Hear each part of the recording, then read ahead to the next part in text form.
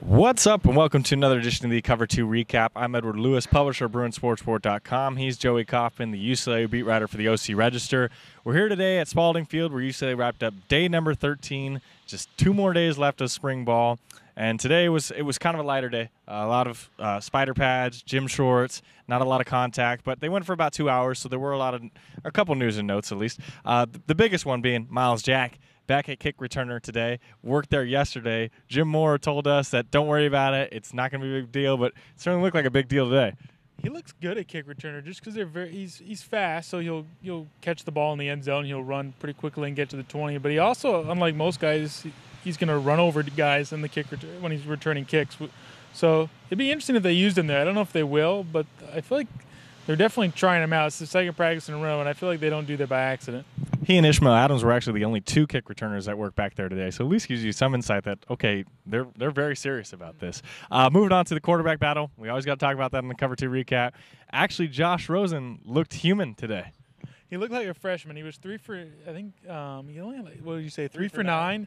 And he had a couple throws which were pretty weak, for lack of a better word. He had one swing pass, which barely, I think, hit Craig Lee's feet, and he had another out route, which he hung on to the ball for a long time, and he was really late getting there, and it was almost intercepted. So this was kind of the first day where you kind of, I feel like, yeah, he looked human, and it was not his best day. Probably his worst day of the spring.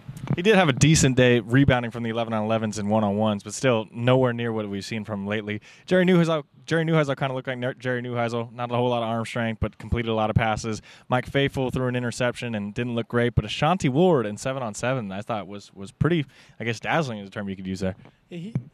Ashanti has a good arm. I feel like that's been pretty well established, and that's he has a lot of strength. There's a lot of pop in his game where he'll have big plays. The question is always with him whether you're going to have just overthrown balls and whatnot. But I think his consistency has improved. You've seen fewer of those throughout spring. I think he's played well. He's gotten better this spring.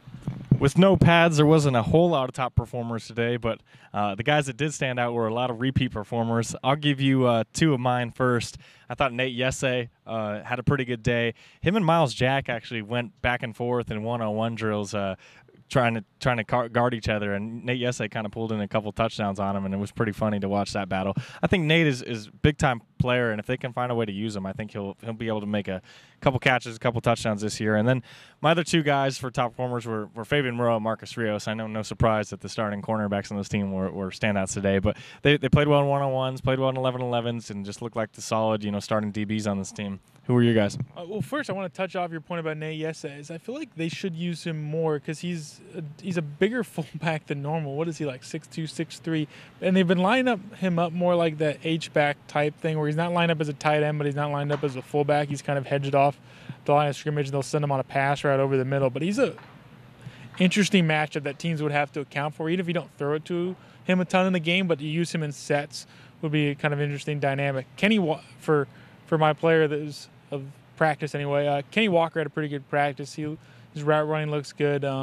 He's a guy, and Nate Starks is another guy. I know we mentioned him before, but he's consistently had a good spring, and I think a concern, at least going in for these guys going in, was making sure there's another running back behind Paul Perkins who can step up, and I think Nate Starks just looked like that clear number 2 guy.